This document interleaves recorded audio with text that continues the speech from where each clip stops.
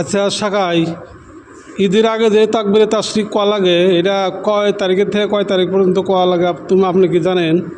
একটু জানান। আমি তো কিছু জানি না, উমর চাষা তুমি জানো নাকি কও?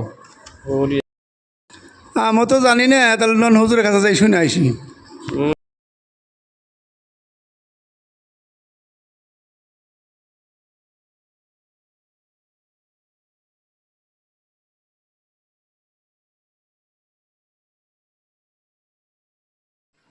আসসালামু আলাইকুম। আসসালামু রহমতুল্লাহ বারকাতু।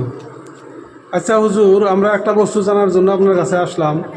এই যে তকবিরে তাশরিক কয় তারিখের থেকে কয় তারিখ পর্যন্ত কীভাবে পড়া লাগে একটু আমাদের জানাইলে আমরা সবাই শুনে উপকৃত হইলাম। জি।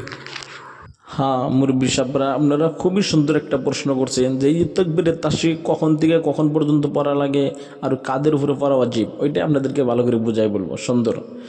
যাই হোক, এটা আমরা ঈদের আগের দিন অর্থাৎ যে লজ্জা মাসের 10 তারিখের থেকে ফজরের পরের থেকে আমরা আরম্ভ করব, যেটা ফরজ নামাজ পড়ার পরেই একবার জোরে আকারে আল্লাহু আকবার আল্লাহু আকবার লা ইলাহা ইল্লাল্লাহু আল্লাহু আকবার আল্লাহু আকবার ওয়ালিল্লাহিল হামদ এরকম করে পড়ব।